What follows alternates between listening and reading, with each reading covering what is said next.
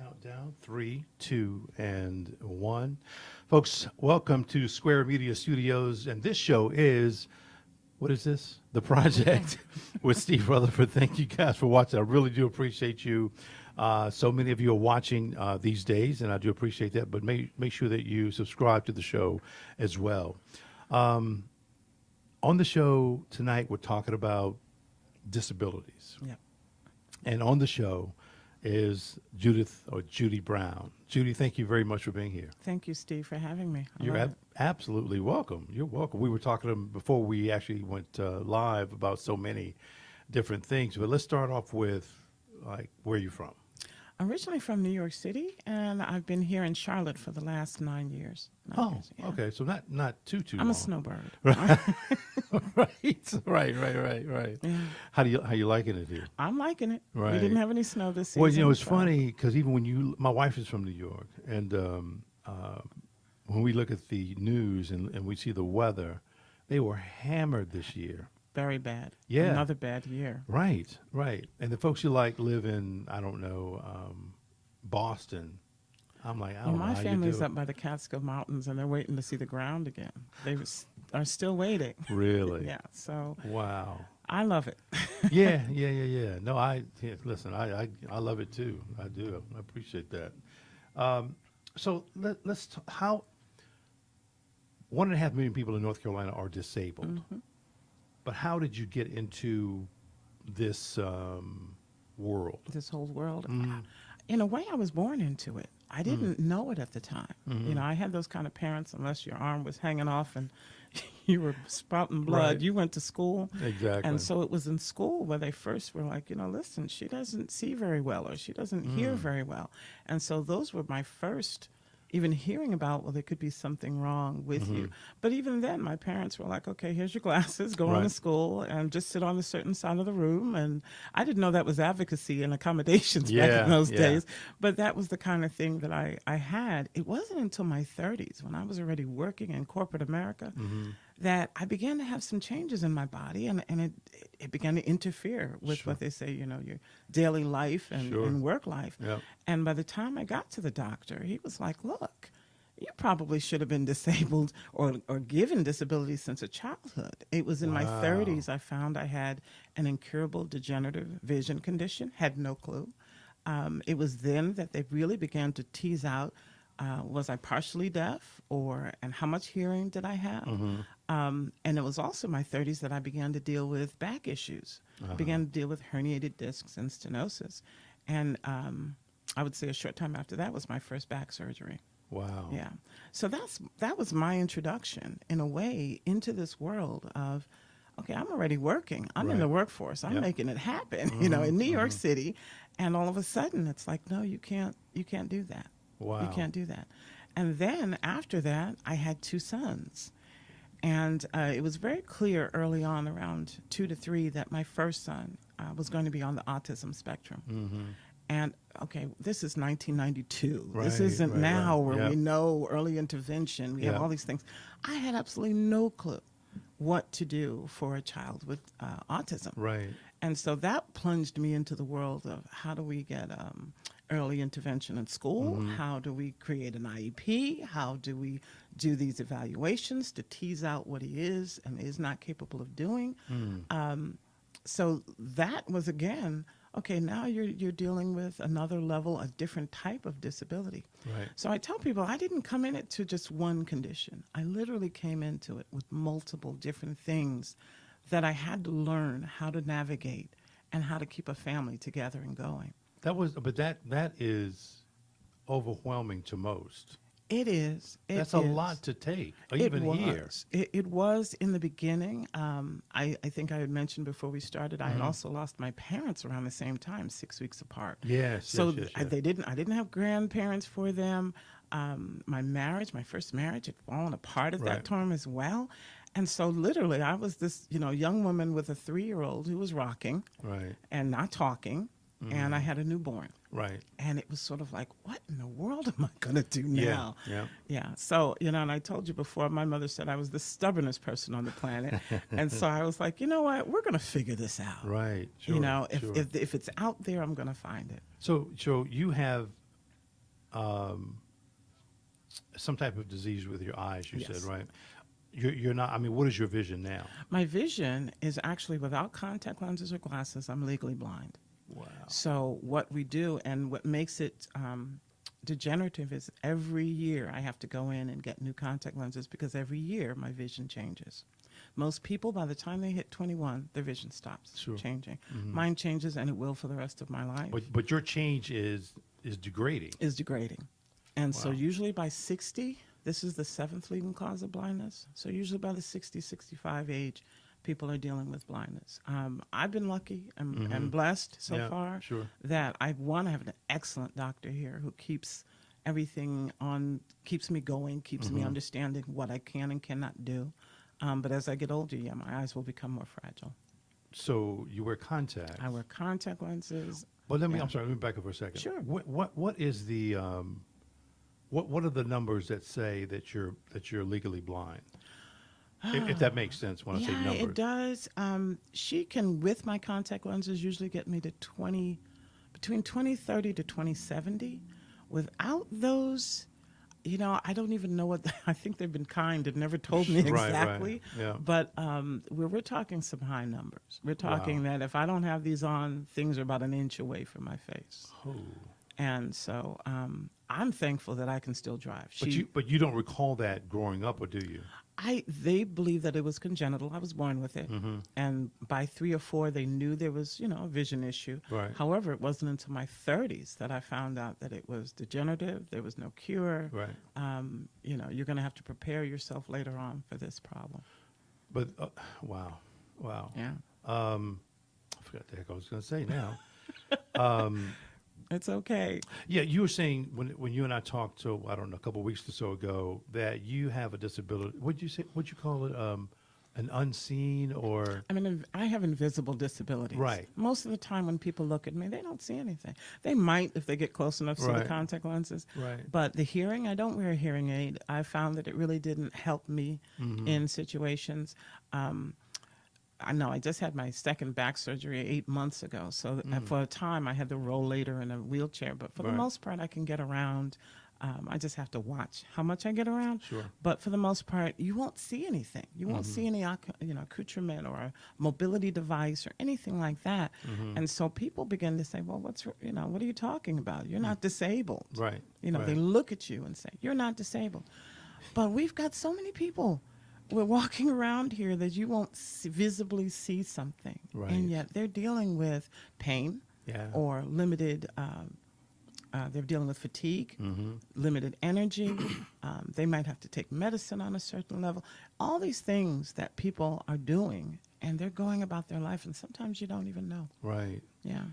I remember when I was in TV news, and this was a long time ago. And in fact, I was in Charleston, South Carolina, and it would really kind of bug me when I would see people pull into the handicap parking spaces, and they'd get out and run into the Hop store, out. and I'm like, it doesn't seem right, Right, you know. right. And so I did a story on it. And so we got a camera guy out, and I said, I want you, when they pull up, start shooting them. As soon as they see that camera, they back out and go park someplace else. And I'm like, well, why would you park here in the first place? Well, it's just convenient. I said, but you're taking somebody's space. You're taking someone else's space. Yeah, I don't understand that. Now, I did mess up once. Uh-oh. The person was actually disabled. Right. But it's one of those unforeseen. Yeah, you can't see And it. so, It's invisible. Yeah. I mean, we have a lot of people who unfortunately use, grandparents' tag, Oh, the tags and and all stuff, yeah. different things like that. But you do have a lot of people who are walking around who are heart disease survivors, cancer survivors. Yeah. And so what you end up happening, like I tell people, you can see me hop out, but look at me by the time I'm coming back out. I'm Right. probably leaning on something. Yeah. I'm walking a lot slower. And so having that car there is so important. Yeah. Yeah. Let's look at the actual definition of being disabled. It Sure. says that the law describes a person with a disability as having a physical or mental impairment which has a substantial and long-term adverse effect upon their ability to carry out normal day-to-day activities. An impairment is the specific part of the body or brain right. that doesn't function fully. Right. Wow. We can run the gamut from autism to vertigo. with that. Well, yeah, true. That's We true. can. What about speech impediment? Speech impediment, intellectual disability. So that's the category. That's a category.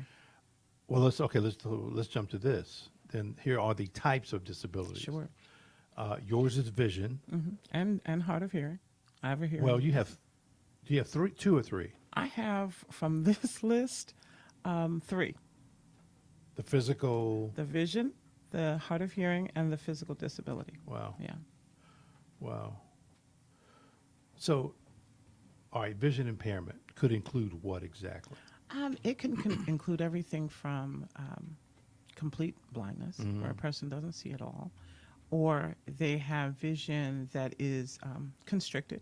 We have some people who have a condition where they're not seeing peripherally. Oh, yeah. And so yeah, yeah. that's going to be a major problem. Yeah. As I age, I lose my peripheral vision. So that's an important one that can happen. We can have people, and also something I deal with is I cannot use my vision for a long period of time. So if I'm on the computer, I literally have to time it. I've got about, I say, a 2-hour window, Right. and then I've got to get off of that, or I'm dealing with migraines. I'm dealing with, Oh, really? blurred vision. Right. So literally, there's so many different conditions out there that could fall under visual. Yeah. Yeah. Deaf or hard of hearing. Are there several things under that as well? Well, you have someone who's completely deaf, who's using the American Sign Language. They're using sign language to communicate. Or you have someone like me who's got right-sided or one-sided deafness. And so for the most part, I'm only hearing out of my left side. If someone's sitting on my right side, or if we're also in a room where it's very busy, I Right. almost, for the most part, become a deaf person. I hear you. I Yeah. could not hear. Yeah. It's I too didn't much even, going It's on. too much going on. Yeah.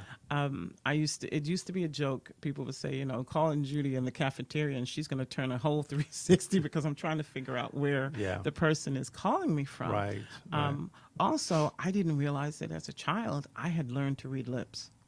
I had. And it was just for me, if we're in a classroom, Sure. a cafeteria, I'm trying to figure out what you're saying. Right, So I'm right, looking, I very much look at body language, facial expression, and read those lips more than I look at people's eyes. I get that. Yeah, I can see that. That's wow. That's hearing. I was going to ask you something about the deaf part. So with just these top two, Right. is there what's in place to help with that? As far as If you have vision impairment or deaf and hard of hearing, I mean, where can you go? I mean, do you just go to your doctor and says, okay, you're handicapped, or your doctor is the first person. Your audiologist, if it's a hearing issue. Right. Your I can't remember real quick. Oh, But ophthalmologist. your ophthalmologist. I get to the level of having neuro-ophthalmologist. I get the specialist of the I'm specialist. sure, yeah. But you're going to go to those people. They're going to tell you what you can and cannot do. Now, of course, they're trying to give you guidelines Sure. to preserve what you do have. Yep. Then you're also going to have agencies like there's the Division of the Blind Okay. that will sometimes come out and be able to give you accommodations. Like I work off of a 25-inch screen. Right. I also work off of a CCTV so that if I have to magnify something in order to preserve my vision for Right, right. longer, I have those machines. Wow. So mental health.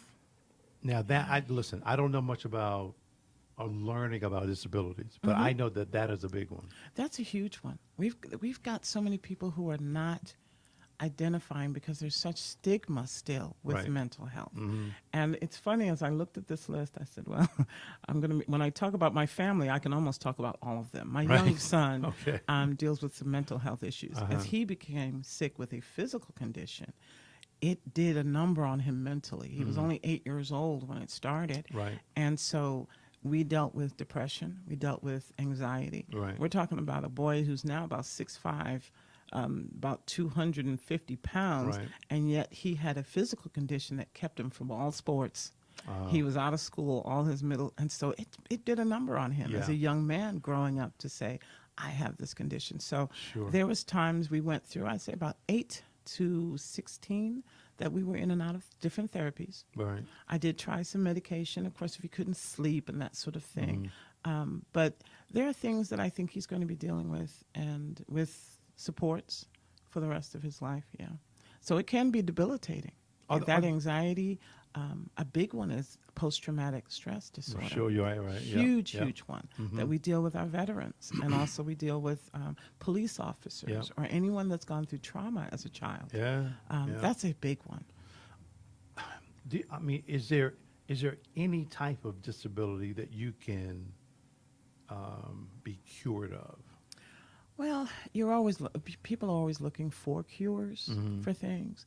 I used to dream that when the eye surgery came around, that Right. that would just take away my issue. Mm-hmm. Coming to find out that it wasn't even something I could use. I can't use LASIK or any of that.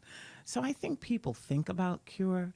I think more importantly, we subscribe in our organization to the social model. Mm-hmm. You're disabled not so much because of whatever condition you have. Right. You're disabled because the world isn't accommodating you.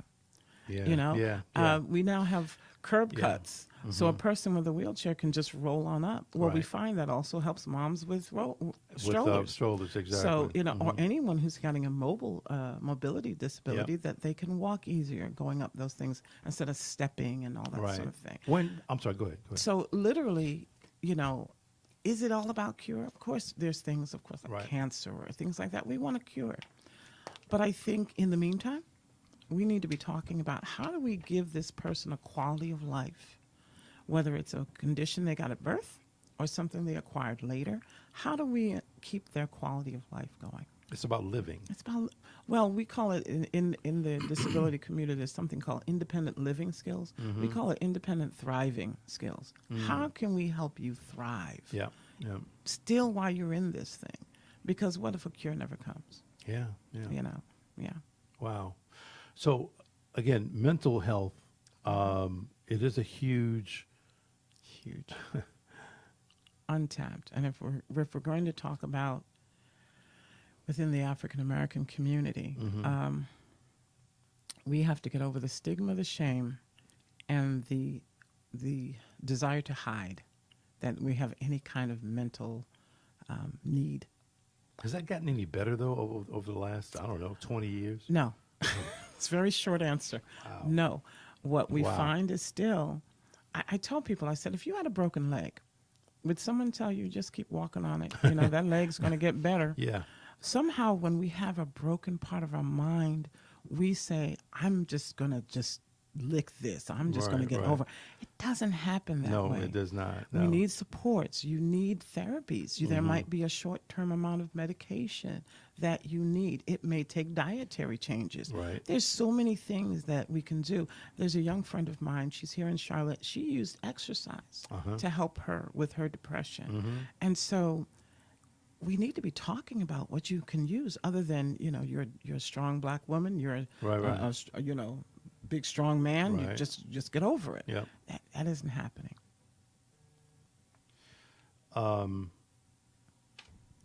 Are there more people you think with mental issues than we know about? Oh, yes. Oh, yes.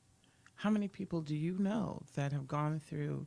I think of young mothers when we have the traumatic afterbirth. I was going to ask you about that. Postnatal. Yeah. Mm-hmm. And, we're just saying, oh, she's got the blues. Right. She should be real happy about that baby. It's That's going to go real. by. That's a real condition. It's a real condition. Yeah. That can worsen.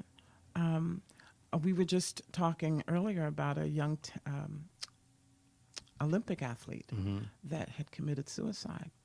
And so people were looking at her symptoms. One of the things I pointed out to them, she had recently had a traumatic brain injury, Wow. which is on your list. Sure.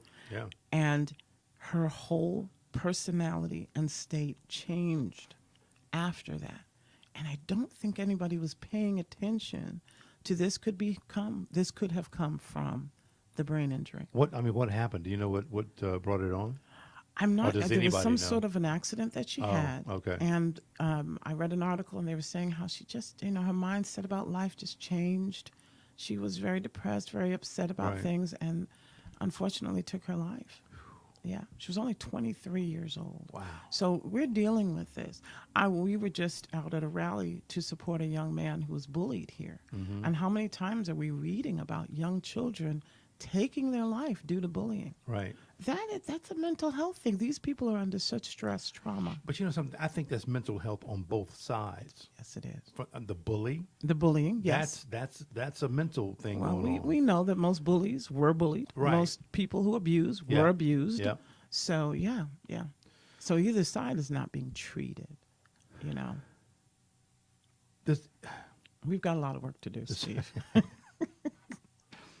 took the words out of my mouth there. But you're right. There's a ton of stuff that needs to be done. Man. Okay. Intellectual disability. Now, explain that one. Well, intellectual disabilities are dealing with either it could have come out of an acquired brain injury. It could have come out of a birth defect. It could have come out of whether the child received a proper amount of oxygen. So we can have an intellectual disability because there was an insult to the brain, or the child did not receive the amount of oxygen. Okay. We also can get an acquired intellectual disability if the child is abused, or if the child was born with any kind of alcohol or drug issues. But from the wait, parent. hold on a second. But explain that to me. I mean, intellectual disability means what? It means that the person, and it's very, I hate to try to pigeonhole people, Right. because, dealing with another one we're going to get to, autism, how we define intellect and Yeah, what the value yeah. of a person, Yeah. but it usually means that we think they're going to reach a certain IQ level. They're going to have difficulty with their daily activities, with taking care of themselves. Right. And we call that an intellectual disability. Sure, They okay, may have okay. difficulty making executive functioning or decisions, Yeah, those kind yeah. of things. So we have, it runs the gamut on that. Wow. Intellectual disability. When did that come about? Do you know? I think what it is, and I tell people, we've got an epidemic in autism. No, we know how to recognize it better. Okay. We're doing a better job, and this Right. is one thing that has improved. I believe we're doing a better job of when a baby is born, assessing what that baby can and cannot do. We do vision tests, we do hearing tests. Sure. When I was born, they weren't doing hearing tests, No. obviously. Right. Yeah, right. Or they true. would have figured out something's going on here. Yeah. So we're better at assessing a child. We have more early interventions for children before they even enter school. So we've gotten better at being able to catch something early on and therefore put into place Right. the types of supports they may need. Is I don't see it up here. Maybe it's under intellectual, but Alzheimer's or just dementia. That wouldn't come up necessarily under intellectual disability. Okay. Usually when we're talking about that, we're talking about something acquired at birth Oh, or okay, at some okay. point. Okay. These are more degenerative conditions that Right. happen to the brain as a person ages, and we still don't know exactly what causes dementia and Alzheimer's. We're still not there yet. That is such a robbing disorder. It is. It is. Robbing. I mean, it steals a person's their memory. Their memory. Yeah. That's the biggest thing. Wow. You and I were talking because my mom had dementia, and I had to really stop being her son and become a caregiver. And again, for me, I think for anybody who seriously say that they're going to become a caregiver, you have to do that. You can't. I don't know how you can be the son or daughter and be the caregiver too. I think very it difficult. can be emotionally draining, and for me, I was the primary, but it was a tough job. That's a very, very tough job. Yes, it is. It's hard. Yeah, but I'm sorry, but that is not considered a okay. disability, right? That's not considered an intellectual disability. Right. It's considered a condition that someone acquires, usually with age. But again, you also have acquired brain injury here, Right. where that can kind of fall under that, because this wasn't a person who was born this way. Oh, An acquired. acquired brain injury, and that could either be from hits in the head. Yeah.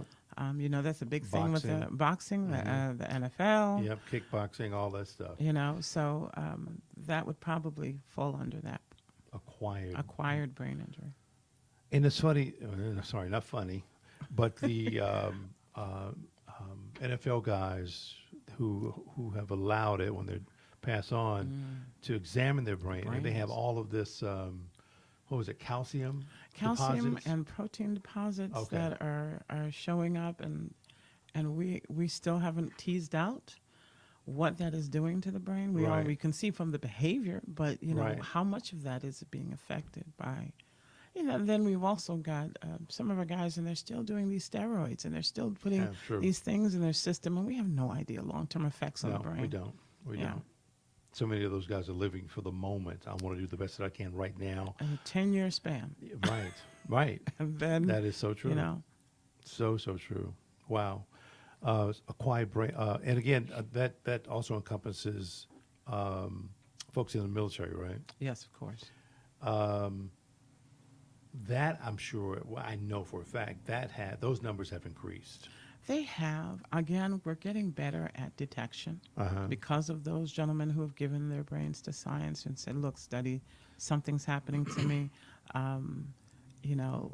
All of these different things that we're doing. Brain research is still, I think sometimes a desert. We don't even know where we're going. I believe that. I mean, can we even tell people, how do you see? We kind of know that, you look at things and it's all transmitted into the brain, and then it's turned into images that we can interpret. Well, yeah, this is a code that we did not write. Yes. Okay, we didn't. No, and I mean, come on now. That's way beyond us. I mean, will we ever figure it out? I'm not saying no. I think we'll get to some things. Right. Like when I go to the eye doctor, he loves to put up, this is what a normal eyeball and Right. optic nerve is supposed to look Yeah. like. And then he'll put up mine, he says, and this is you. Wow. And basically, I tell people I'm like a bumblebee. I shouldn't see. They have absolutely no idea how the impulses get to my brain Right. and are transmitted into usable information. They have absolutely no idea. So are the hope I'm saying this right, but are the neuron connectors gone or something, or whatever it's What called? it is it's a not fully formed optic nerve. So they're not even sure how the impulses, and then with my eyeball, part of the condition is that it's not circular. It's actually oblong. It's yeah. like an oval. Yep. And so the space in which those impulses are supposed to be is not normal. Wow. So he's like, you know what? You're my enigma for the day. I have You're a absolutely unicorn. no idea. But you know what? I Excuse me. want to say something. about Sure. that. You said that we didn't write the code. Right. Whoever wrote the code, I have a visual communications degree. Okay, Okay. yeah. So obviously, it was meant for me to see how I do it. Exactly. We don't know. Yeah. We don't know. That's so true. So true. Acquired brain injury. Autism has gotten a lot of attention, I think, over the last, I'll say 20 years 20 again. years. Just about. Where are we now with it? We're at the point where we can do some early interventions, and there's a lot of discussion on how early can we really say a child has autism. Right. But we're at least at the point of looking for it, of giving recommendations, of being able to help a child from the time they're in preschool. Yeah.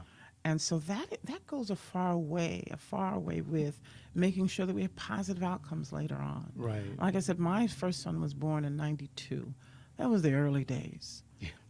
You had to travel pretty far to find the proper, research hospital. It may as well been the biblical times. It really was bad. Yeah. They, literally, I was told, your son will never graduate high school. Yeah. He'll never amount to anything. You should go and institutionalize him. Damn. That's what we were hearing Yeah, 26 years ago. Wow. Yeah. It alarms me every time I hear someone say that's what the doctor told them. And that bothers me.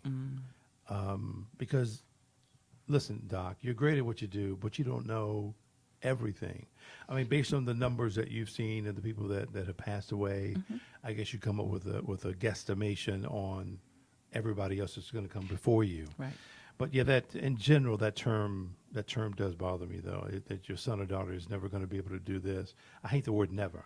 You're gonna I hate that word. Yeah. I don't ascribe to that word at Yeah. all. We see what we can do, Right. and then what we do is we create a different timeline. Mm-hmm. They'll say you may not do all of this by 18, Right. but it doesn't mean you can't do that given another 5-10 years. Right. And exactly. so, literally, and I did have a wonderful doctor at the time who told me, she said, our kids are usually mature not at 18, but at 30. And it Okay. actually took a lot of pressure off of me. Right. I felt like, okay, we've got time. Yeah. We don't have to rush everything. Sure. And so I think where we are now is we can give that hope to parents. We can give that, around my friends, I've got the oldest set of kids. Okay.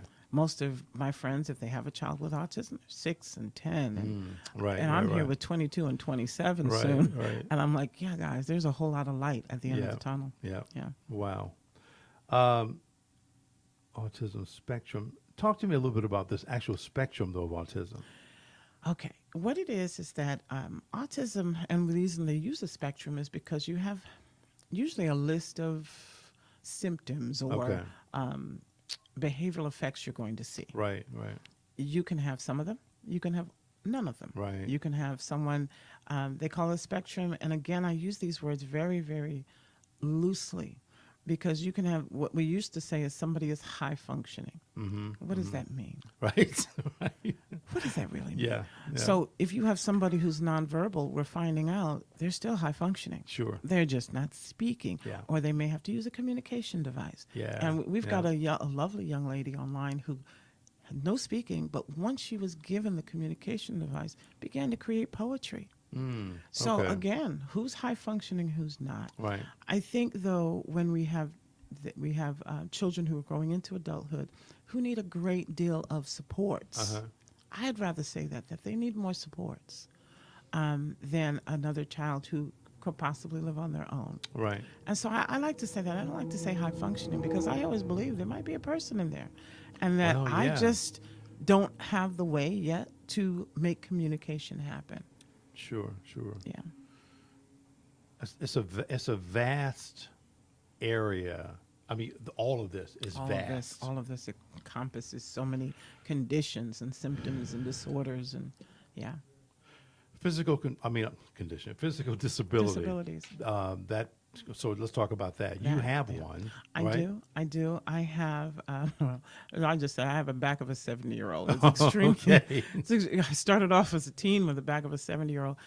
Basically, I have a lot of spinal stenosis, herniated discs. My first surgery was 13 years ago, and that literally I was not walking by that point, by the time they got to surgery.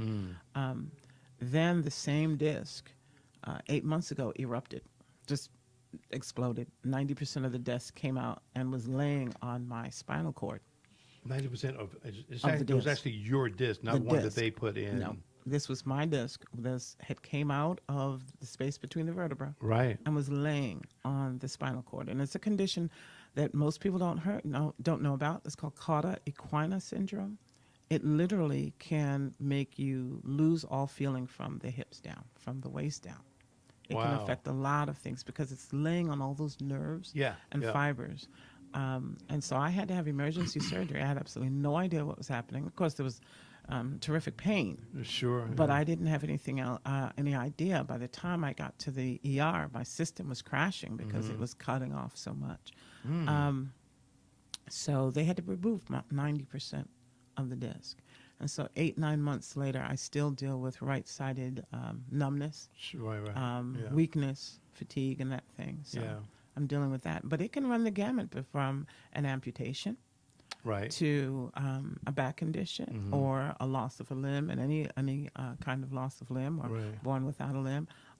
We have people who go through tumors throughout their body, so they're dealing with once after the surgery and the chemo and everything is done, they're still dealing with a physical condition, either a loss of a part of a body, Right. depending on what had to be removed. So that can run the gamut. And then you have people born with physical conditions. Yeah, of course. So, yeah. So. We were talking before the show about this young lady that you knew that was a nurse and she was living in a Former car. nurse. Mhm. Tell me that story again. She has something called mast activation cell syndrome. And basically, what has happened is her body has become allergic to literally everything. So her Everything. immune system is gone. Well, it's what it is when you have an allergic reaction, histamines, you take an Uh-huh. antihistamine. Yep. Well, now the histamines are overloading the body. Mm. And so she is now on IV levels of medication in order to keep the system from sending her into anaphylactic shock. And she still gets close, but they've been able now to get it to the point where she's not having to have a tube down her throat. She's not having cardiac arrest. I mean, she has gone through all of this. And it's a condition that is not very well understood. Right, right. They're still trying to figure out a treatment plan for her. And one of the sad stories about her is that she's living in her car. She's homeless at this point. From a nurse who was able to be completely independent to someone who now has to depend on everybody. As we we were talking about how Right. long the processes can be for her to have proper health care, for her to have her Social Security benefits. We're waiting. And so she has the support of a small community that are just trying to keep her going until we can figure out where she can live. What can she do? But but again, as we said this before, during that waiting period, people die. People die. People Yeah. become homeless. People lose all their possessions. Yeah. They lose all of if they even acquired any savings and assets, they can lose them. Yeah. Their homes. We have that happening in the community. I hate to hear that. Okay. Let's talk about this. What does disabled mean? What does it look like? Yeah, what does it look like? That's going to be a different answer from every person. Yep. I tell people I have two sons with autism, completely different. Right. One is a very order-oriented person. The other one is very chaotic. Oh. And so literally whatever, you're going to have to ask each person, Right. what does that look like for you? And then again, I have a family. So what does it look like for me as opposed to what does it look like as a mother of a child? Mm-hmm. So literally that's a hard question to say I know the answer to. Each Right. person is going to have to define that. I know you're an advocate. Mm-hmm. So what are you having to fight today? Can I tell you the hardest thing we're fighting? Mindsets. Mindsets. The ADA was put in place, and that's the American Disabilities Act, was put into place 29 years ago. But the mindset of the people who hire, who run vocational rehabilitation, Yeah. who run Social Security. I just saw today that they might introduce a bill that people won't lose their benefits if they get married. Why are we even asking that Why is that question? even a consideration? Consideration.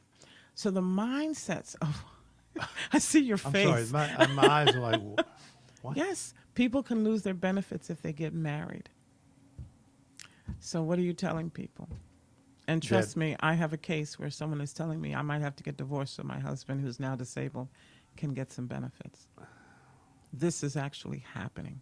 So mindsets, Steve, is the biggest thing. There was somebody else. It was Captain Encinido. Of course, they were married for a long, long time, Yeah. but they had to get a divorce so that he could get treatment or something mess like that. I'm like, It's called the marriage penalty, and it exists. wow. Yeah. So we're fighting mindsets. That's the biggest thing. We're about to create a sensitivity and awareness training. Right. And it's not going to be a dry PowerPoint. I promise you. Right. I refuse to do dry PowerPoint and some ruffling of papers. I'm coming in there with stories, with Yeah. real people, Yeah, exactly. with even some immersion. I'm going to take some people and say, look, I want you to see what it feels like. Yeah. What people are trying to do as they keep trying to work, as they keep trying to run their homes and families. So we're fighting mindsets. And then, of course, yes, outdated laws. Yeah. But that, again, is a mindset. Wow. Why in 2019 are we talking about people can't get married? It's amazing. It's amazingly stupid. Yes. Dumb. Yes. So, disabled vets. Listen, I'm a vet, and I've heard a lot of horror stories of people at the VA. Do they help or hurt in your view? In my view, Yeah, they help and hurt. No. well, yeah, they Right. can help, but it is very based on where. Yeah. There are some that are really, really bad, Yeah. and there's some that I hear, well, I went and I got what I needed. Yeah. But for the most part, they have not kept pace with what is needed for our veterans. They have not kept up with how to help them. Right. And see, again, we're moving out of what was originally really there for people with disabilities was the medical model. You have this condition. Right. We're going to treat these symptoms, and then you are going to go on your way. Mm. We need more than that now. We have to treat people socially. So yeah, for sure. Socially, Yeah. what's happening in your home? Are you okay? Is this medicine giving you suicidal thoughts? We have to change the way we look at a person holistically, give them the whole gamut of what they need, not just, okay, you're able to walk again, or we gave you a prosthetic, Right, right. and out the door you go. See you later. Yeah, God bless you. yeah, Mm. yeah. That sounds very much like I had never heard of this term until recently, but it's called intersectionality. Had you heard of that? That is a big thing we talk about. Really? Big thing we talk about. And well, the reason I bring it up is because I think intersectionality is a fantastic word. I love the word, love the meaning of it, because quite frankly, if you can say, well, we're dealing with racism. Okay, wait. That's just one aspect. You have to deal with racism. You got to deal with sexism. You got to deal with gender. You got to deal with whatever. All those things. Then you can make a correction. And so, based on what you just said, it sounds almost like the same thing. You just can't deal with. Work. You can't just deal with the medical condition. Right. You have to, and my, I tell people it's not good English, but disability don't care. Right. So literally, if you were an African-American man Right. and you are now disabled, in addition to the condition, you still have the other things that you were dealing with Right. as an African-American man. If you are part of the LGBTQ community Wow. and you are now Wow. disabled, you literally have to deal with, are you even going to be accepted by the smaller community? Right. So you're even dealing with, and I'll tell you a term that's out here. It's called the triple jeopardy. The African American female with a disability has got 3 levels that she's dealing with. And let's just say the studies aren't even studying her. We're based on white males and maybe even black males, but we're not based. Maybe.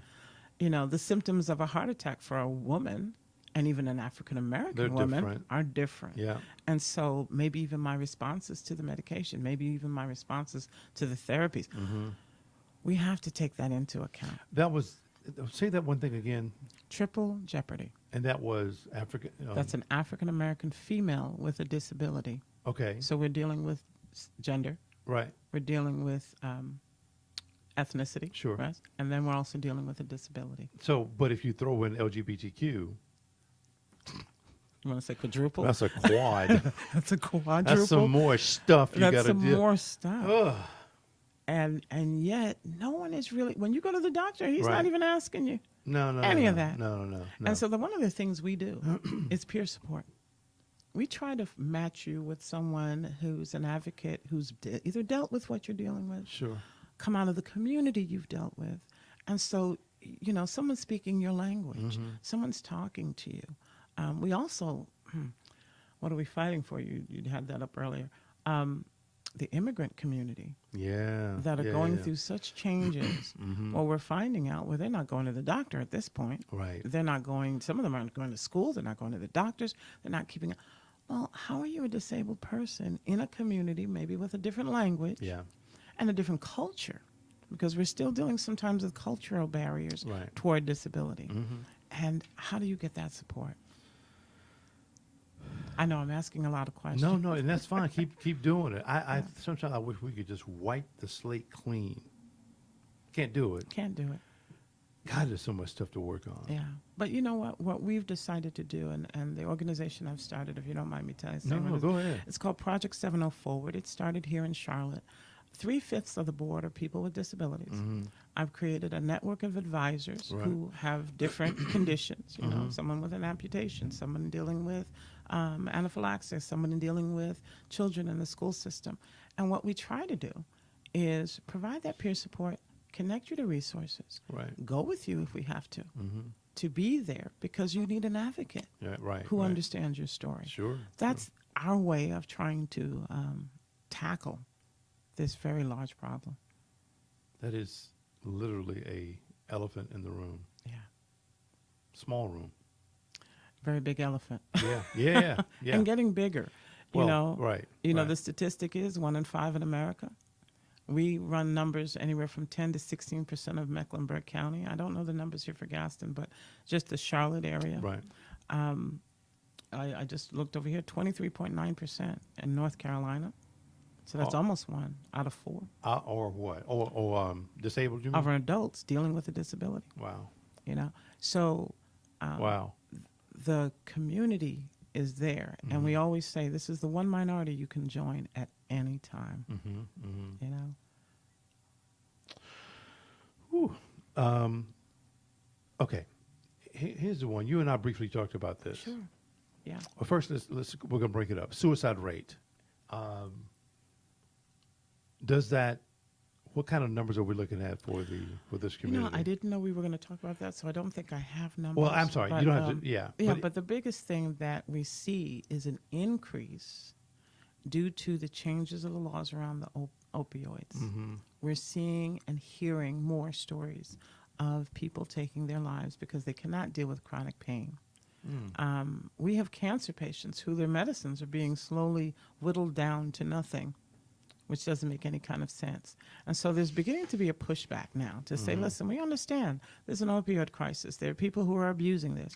Right. But usually your person with a disability or your cancer patient or your chronically painful person is not that person. Exactly. They're using this literally to get through their life. Yeah. And so, but we are starting to see an uptick in some suicide rates. And from the mental health, that's where we're fighting it. From the chronic pain community, that's where we're fighting it. So it's a very serious thing. That one of the things why we do the peer support, and I'll tell you briefly of a story. I did a show some months ago, and right after the show, a woman called me, and she said, you know, you need to talk to my husband. And I said, you know, what's going on? It was 6:30 in the morning, Steve. Right, and I right. said, okay, sure, what's going on? And he had gone through his third back surgery and had Right. come out of it disabled from, paralyzed from the waist down. Oh. This is a man who had his own company, you know, managed 200 people, ran his life. Yeah. Suddenly now is in a house that's not even built for wheelchairs. Right. And Yep. so, you know, I talked to him. We began to share. By the time I got over there, because I do go and visit people. Right. I actually go and visit people. He was already talking about the next business that he was going to start and how he thought about he could do this. If we could Right. have a couple of things changed in the house. When she called me, she mentioned that he might be on that brink. So literally peer support and knowing Right. that somebody understands what you're going through, Yeah. knows what you're dealing with, Yeah. can change a person's process, mind Yeah. and thinking process. And we need that because we've got people with wonderful brains, wonderful minds, Right. still able to do so much, but thinking that their life is over. I can't go back and do what I used to do. Right. I can't make the money I used to not make. You know, what am I going to do? I still have kids. They got to go to college. I still have a wife. I still They feel the pressure really coming down on them. and I'll say it. Our men feel it Yeah. because yeah. they yeah. feel less than that provider now. You know, oh, I've got to wait on other people to do things Yeah. for me. And so literally that peer support saying, look, I've been there. I'm able to do. Let me talk to you. We're sparking new ideas for life. Wow. Yeah. So this one shocked me. Assisted suicide. Yeah. When I went to Yeah. the, what's the site again? Center for Disability Rights. Rights. And I wasn't looking for that. And I saw you that found on the heading. And I'm Yeah. like, I'm thinking assisted living. I'm like, what? This is assisted It's a suicide. Yeah. Is that increasing too? Or Well- what is that about exactly? That's about someone who says, I have a debilitating condition. There's no cure. I'm going to get worse. You know, they've either seen or heard about the stories of what it looks like at the end of whatever their condition is. Right. I don't want to do that. I want to leave. And that could be somebody who's young, Sure. or it can be somebody in that I don't want to be this burden. Right. I want to just go the way I want to go. I want to have some sort of control. Mm-hmm. And so that's a very touchy subject. I think I told you. It's a Sure, very sure. touchy subject. I don't take a side on that one because I can't tell somebody you're going to live in this body that you can't control. Right. I can't tell you that. But what I can tell people, most of the time, people are at that point because they feel valueless. Yeah. They feel like they're a burden. Mm-hmm. And therefore, if we, again, even with the suicide, if we can change that mindset to say, you can still do a great Right. deal. We can still help you get these things, or you can still be productive. Sure. And of course, we use the story of Stephen Hawking, who, look, Yeah, we needed true. him for as long. We still need him. Right. Right. You know, right, unfortunately, he's gone. Yeah. But his life and what what value he was able to bring Mm-hmm. to us was there, even though he could at some point not even really move most of his body. That's true. That is. Yeah, wow. Yeah, that's so true. I want to tell you a quick story. Yeah. No. In go ahead. Japan, they now are using people who are either paralyzed or are losing control of the mobility of their body Right. to run robots in restaurants. So they're actually working from a bed, and they're using whatever a limb can use, sometimes blinking their eyes, Really? in order to run a robot. Well, what does that give a person who isn't leaving the room, who isn't, who has to depend gives on them other- life. Gives them life. Yeah.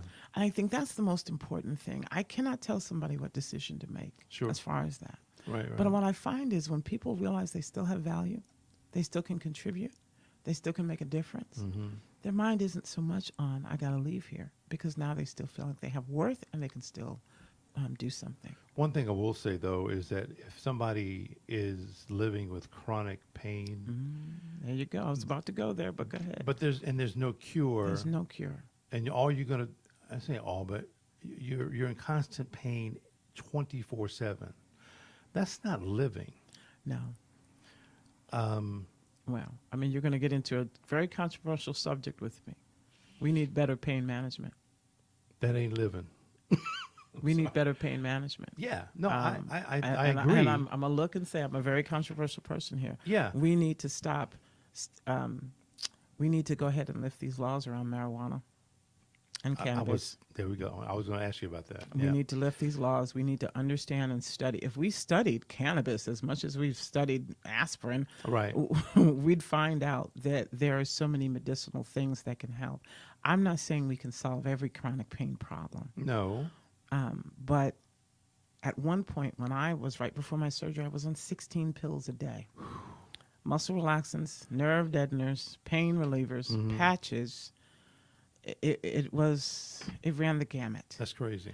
And I was asleep more than I was awake. Yeah, I'm sure. I really was. After this surgery, I began to use CBD oil. Uh-huh. It is the only thing I take. I take one pill once a week or 2 weeks. Right. I take nothing else. Really? There's no damage going on in my body. Right. And I do have the approval of my doctor. I've talked to him about that. And Yeah. I said, listen, when the physical therapist and the occupational therapist came to my house, they're like, well, we're looking for the patient. Where is she? I'm the patient. Hey, hello. Hey, hi. I'm here. I'm Right. walking up and down the stairs Yeah. because of a substance Sure. Yeah. that yeah. you're trying to say should be illegal. It's ridiculous. It's ridiculous. I had a 3 people here, and they run the company Keep It Hempel. And They were the first company I used. is that right? Yes, it was. So they enlightened me on the use of, and what's it called? Is it CBD? Oh, CBD. Excuse me. CBD. But and they explained the whole thing to me. It's got like 0.03% of THC or THC. something, but it does help people who are in pain and other things as well. But again, I'm back to how kind of crazy and stupid this country can be on certain things. Yeah. And you may have seen this because I always talk about this story too. There was a, or it still is really a show on TV called Vice, and they have a couple of shows on there that deal with marijuana, and the other one, this guy is like on all kinds of drugs. But anyway, but the one that deals with marijuana, he focused the show on that particular one on a family that was in Colorado. They took their daughter there because she was constantly having seizures. They gave her the oil there, and they went away. And right, no seizures whatsoever. But they could not go or take her back to Texas because of the use of that substance. And they would go to jail. They'd lose the child. Yeah. I'm like, whoa. I hope that we're on a renaissance and a change in America. I hope so. I believe we are. Yeah. Because there's enough documentation from other countries, as well as the states that have legalized it, right, that we are literally making a difference in Parkinson's, in different conditions. I tell anybody, anything neurological or nerve-based, it seems to have an affinity to really help. And so, we need to explore this. I agree. We really do. Yeah. It's been around very silently for cancer patients to help them. Yeah. But we really need to just, go ahead and study it. And I believe now with the laws the way they are, right, we're beginning to do pilot projects and study and see what the effects are. I mean, we know it's a boon to the to the states that have done it as far as their tax base and their economy. So what are we waiting for? Yeah, it's funny. California said they haven't made any money from it yet, but I mean, I don't care about that part. As long as it helps people, I'm good. It's helping people. Right. It's helping people. That's wow. Yeah. But so anyway, I didn't have it on the list. I had thought about that, and but it's an amazing substance to use, and people always talk about the benefit of it from a pain standpoint, which is fantastic. I don't know all of the benefits of it. Right. But that by itself is amazing. You can get off of the steroids. You can get off of the yeah. I went from 16 to 1, and not even every day. Wow.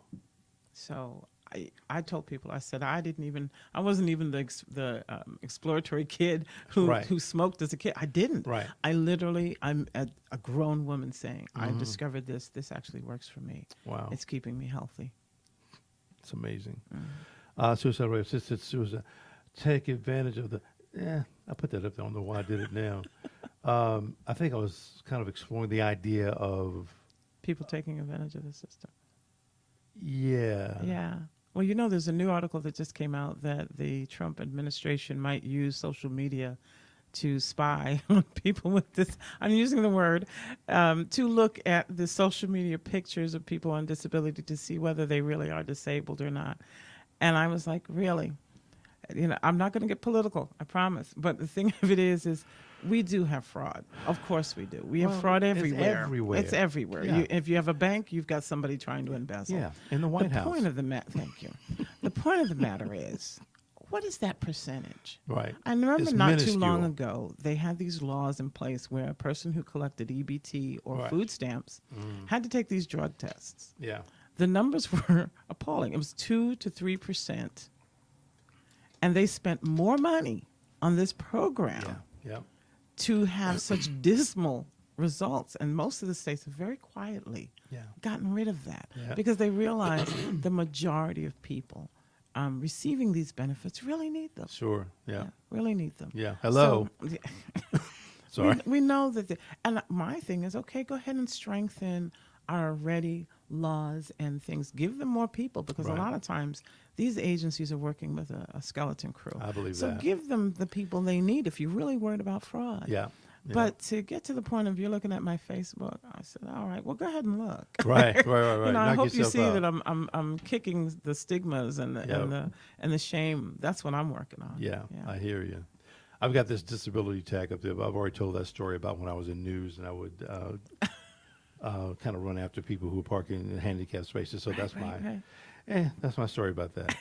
So top 5 disability issues. I'm sure there's more. This is top 5. Passed the Disability Integration Act. Are you aware of that? I am, DIA. It's very important. Basically, it's trying to make sure that people are staying out of being institutionalized, that we have the wraparounds to keep people in their homes or in their communities to be part of society, not, shuttled away. Right. And that's very important. Just like in the school system when we began to say that, we're not going to totally isolate children. We're going to allow them to have the least restrictive environment Sure. to be with their peers and how they actually do better. This is the same thing. You know, we're not going to go back to the days of institutionalizing people. It's a very important piece of legislation. So what's in place right now would allow for people to be institutionalized? Or? What's happening is that the first portion of it, and I'm not familiar with all the names, just forgive me. Sure. We have to strengthen it. We have to Okay. continue to strengthen that people can age in place. Right. That people can are not going to lose everything and have to. You know, I just read an article where the young lady is maybe in her 20s, Right. but in order for her to find housing, she's in a nursing home. She's in a senior living home. Really? Yes. And so what this is going to do is try to keep people out of environments where they're really not supposed to be there. Right. You know, so that's what that's all about. Very important.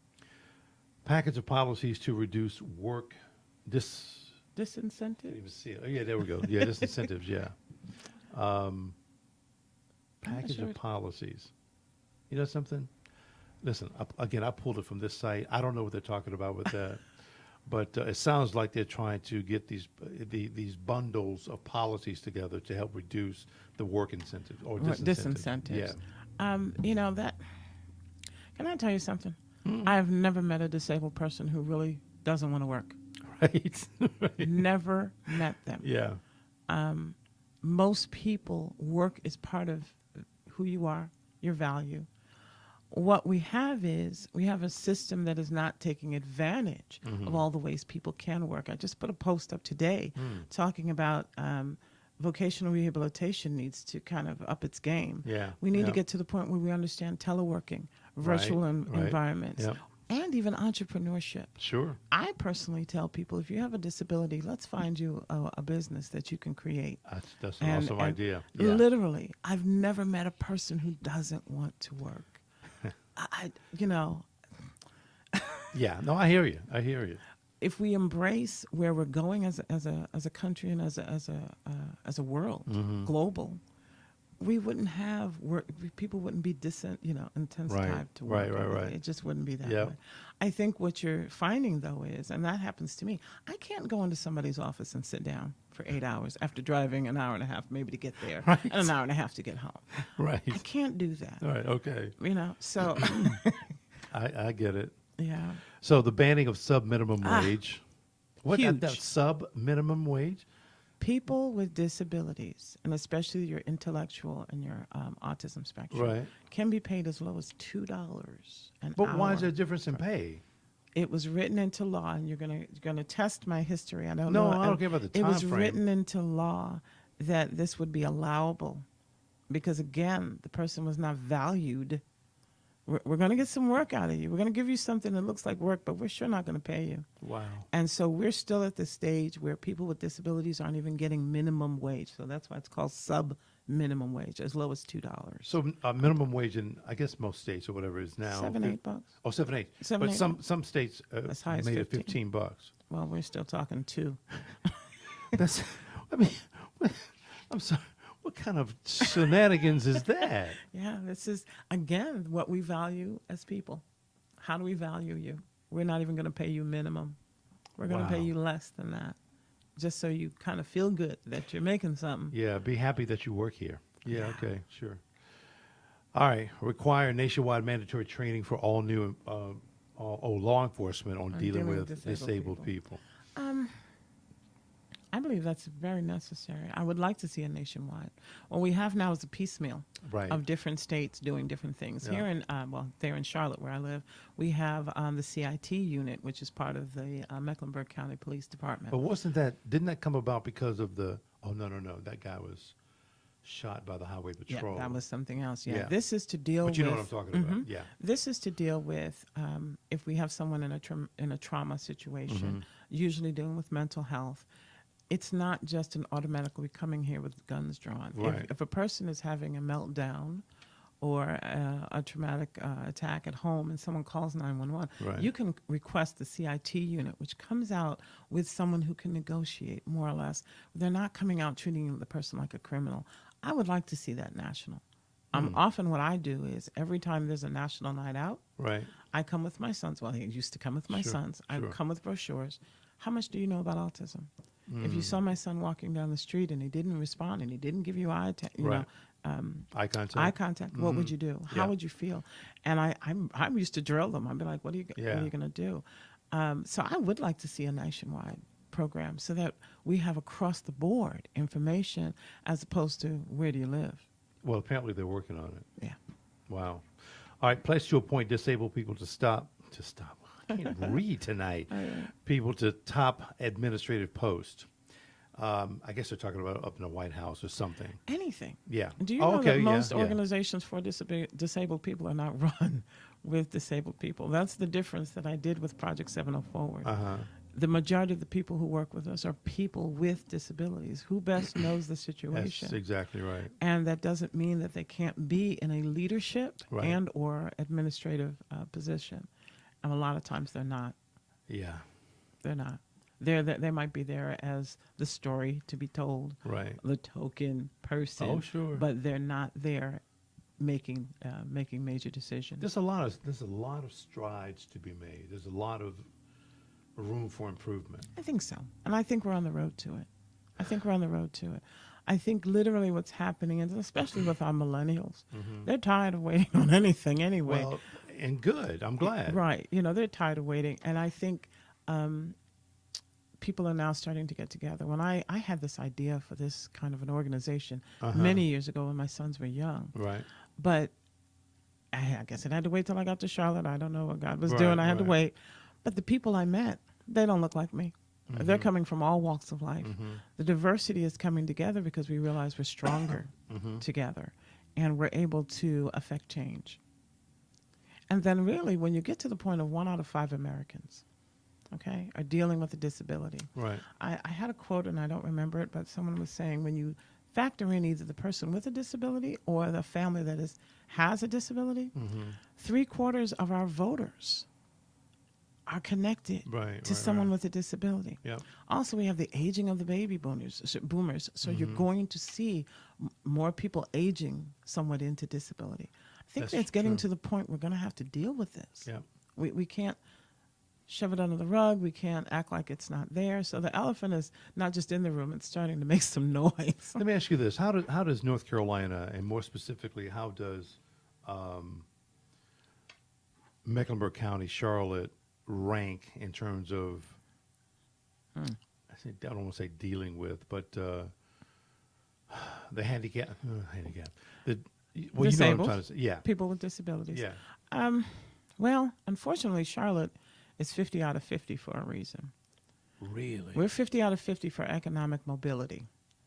And what I have literally said to people is, you are not going to raise economic mobility in Charlotte or Mecklenburg County without the disabled people. That's a study that's been out for a while. We're really dealing Charlotte with is that. 50 out of 50. 50 out of 50 for In terms- economic mobility. And if you can't care for your most vulnerable, Yeah, yeah. how yeah. are you really saying you're going to advance? Whoa. So I have literally... That's awful. It is. Thought I'd out I mean, there, you know, I in case tell you people, didn't realize you it. can't go any lower, so Right, you've right. got to start coming back Yeah. on up. But seriously, unless you start dealing with your most vulnerable, your disabled Is there some people. kind of, I don't know, task force or some kind of something that deals with this? What's happening now is a lot of grassroots efforts are coming together. Right, People, right. after, again, you were mentioning, I don't know if it was the Keith Scott shooting. Right. And then also with this study that came out and put us at 50, people kind of woke up. I bet They were did. like, wait a minute, we literally have Yeah. 2 different cities here. And if we don't do something, we're going to be back where there were riots, or we're going to be back where, like, we have a growing homeless Yeah. Yep. population. Yep. So now you've got a lot of grassroots efforts and groups, organizations, conversations are being had. What we find, unfortunately, is disability is still not on the table. Wow. And so what I tend to do, and one of the things we've done, we've become part of it's called Rev Up the Vote. We literally are now a state coalition member to come out and talk about disability issues Right. and make sure if you're having a town hall meeting, some of this has got to be on here. Interesting. Yeah. That's a long. Wow. 50 out of 50. I'm sorry, but that's just a. That's a horrible number. It's a terrible number. And literally, I know everybody's tired of hearing it in Charlotte because it gets bandied about quite a bit. But when you say that, economic mobility, you're talking about people who are born in poverty or Right. staying in poverty. Yeah. They're True. Yeah. born, they're staying there. Yeah. The communities are not changing because they're Well, they're growing being up. gentrified. Right. So, Eventually moved out. yeah. So there's a lot of issues. I think Wow. I take a very positive role, you know, as a mother who at some point was a single mother bringing up these boys Right. and seeing them successful. 22-year-old is on his own in California. He's no okay. longer home. The 26, almost 27-year-old, he has his associate degree, Right. and we've just helped him start his own business. Oh, good. If this can happen, I believe we can replicate. Right. We can begin to put in place the programs with existing resources. And this is one of the things I say. I'm not trying to reinvent the wheel. Sure. We're just Yeah. trying to make sure it turns. Right. Right. Let's make it turn a little bit. Yeah. In fact, we're going to throw some oil on there too. Thank you. It's going to turn a little easier. A little faster, too. You know. Wow. Okay. Here's some questions for you. Sure. The first one, just your overall opinion of this political climate that we're in right now. And you may, and well, I ain't gonna say you may say, but how do you feel?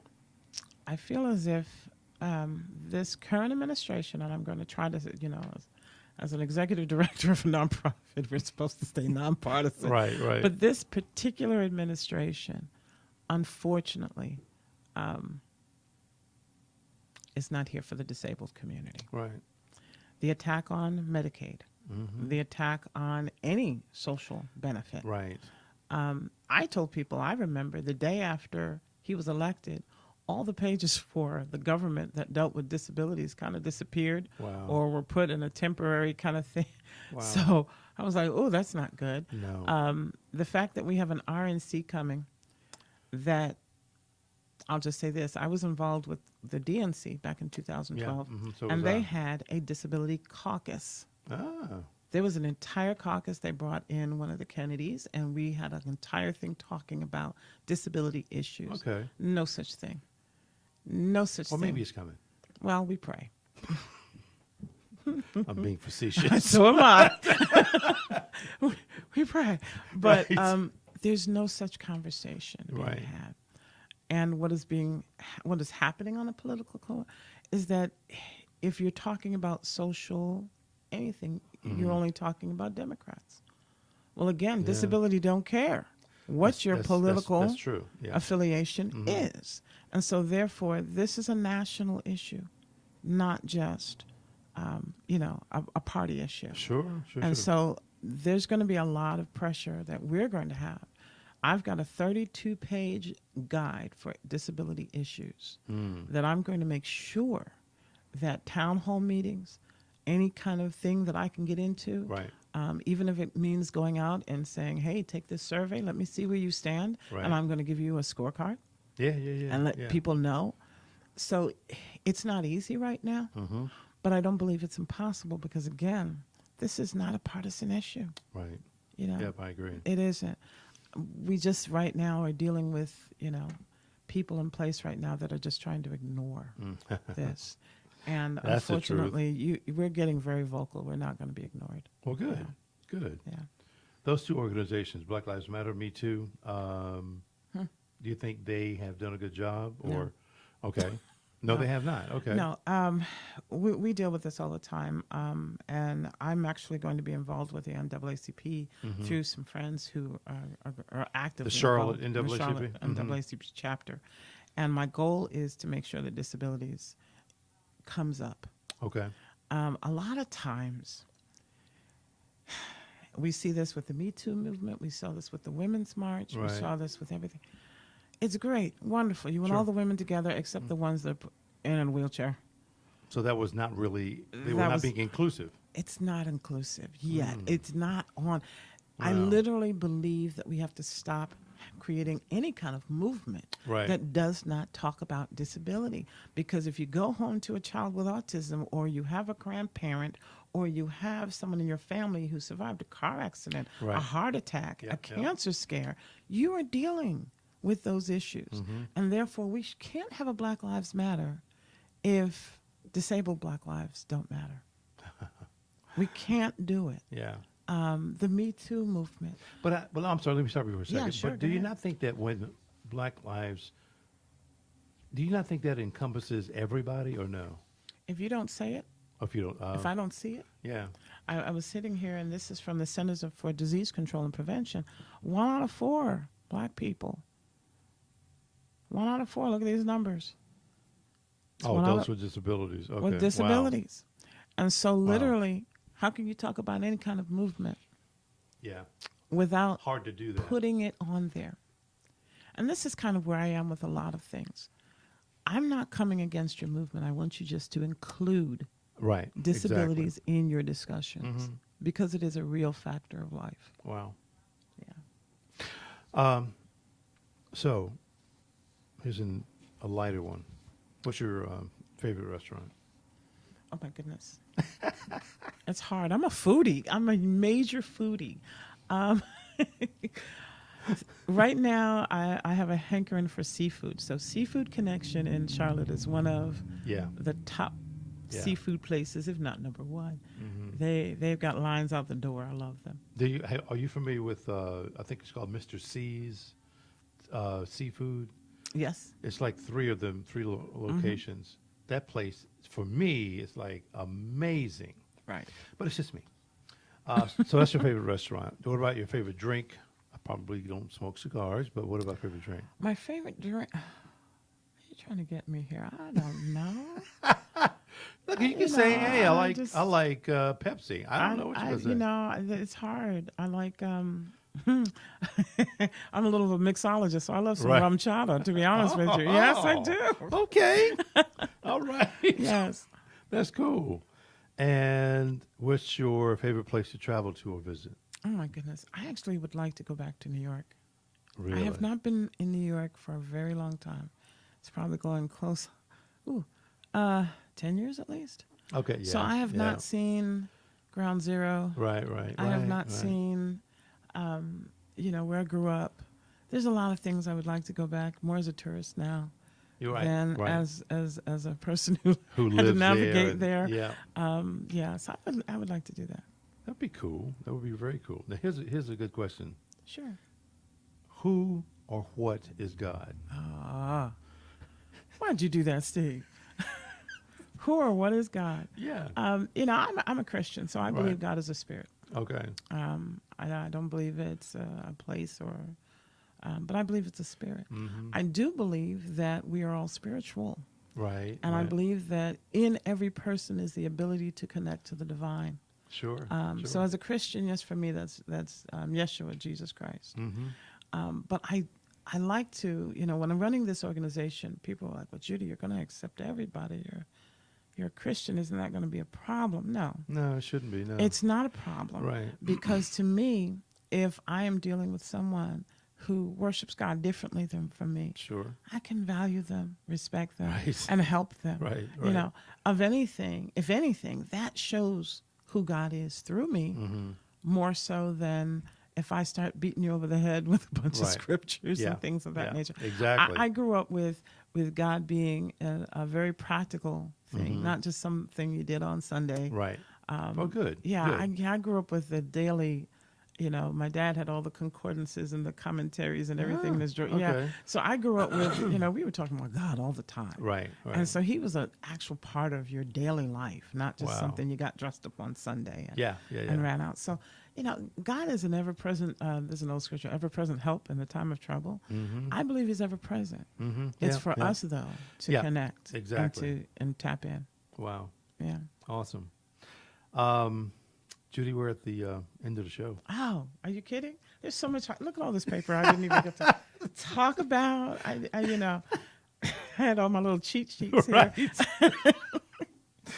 Well, listen, you've been amazing. And that's why I said at the very beginning, this may be your first, but it's certainly not your last time here. Thank you. Because, again, there's way too much stuff that's involved with disabilities Oh my that we gosh. can cover in We an didn't hour even or talk so. about disability and the media and Hollywood and all of that. We didn't even touch Right. upon those things. Right. So Right.